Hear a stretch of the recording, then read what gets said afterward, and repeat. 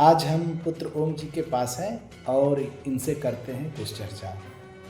आप अपना परिचय बताइए।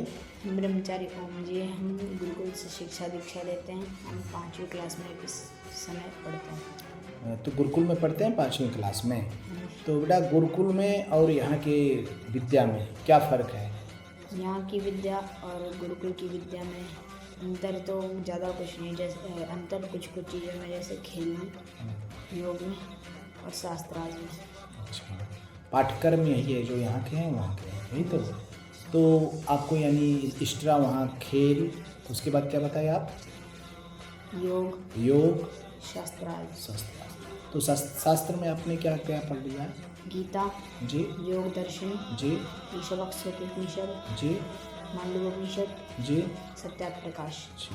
तो गीता के कोई श्लोक सुनाइए।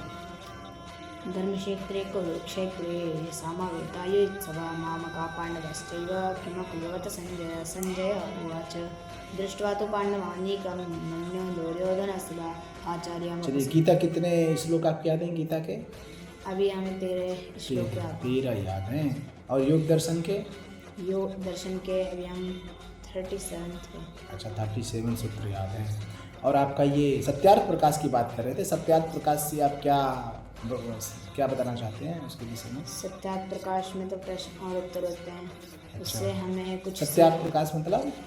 सत्यार्थ प्रकाश का समूल्य 14 समूल्य होते हैं और सत्यार्थ प्रकाश का मुख्य प्रयोजन सत्य का प्रकाश करना होता है। अच्छा, इसको किसने लिखा है सत्यार्थ प्रकाश को?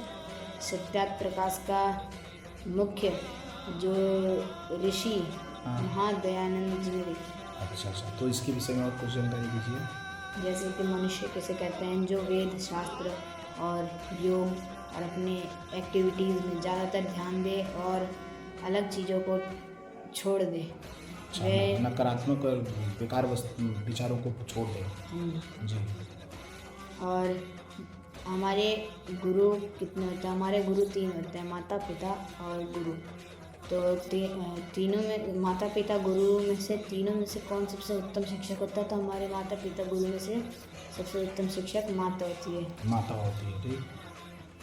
तो और मनुष्य का मुख्य जो प्रयोजन है वो बलवान होकर निर्बलों की रक्षा करने वाले को मनुष्य कहता है। अच्छा, और जो बलवान होते हुए भी निर्बलों की रक्षा न करता हो, सेवा न करता हो, उसके बाद कोई समर्पण ना हो, उसके साथ पास कोई दया ना हो, यानी वो मनुष्य कहलाने लायक नहीं है।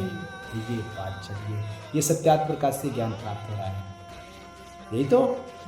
चलिए ठीक है, आपने सत्यार्थ प्रकाश के विषय में हमें भी समझाया, हमारे भाई भी इस विषय में जानेंगे। तो चलिए, आपका बहुत बहुत धन्यवाद और फिर अगले वीडियो में मिलते हैं। ओम नमस्ते।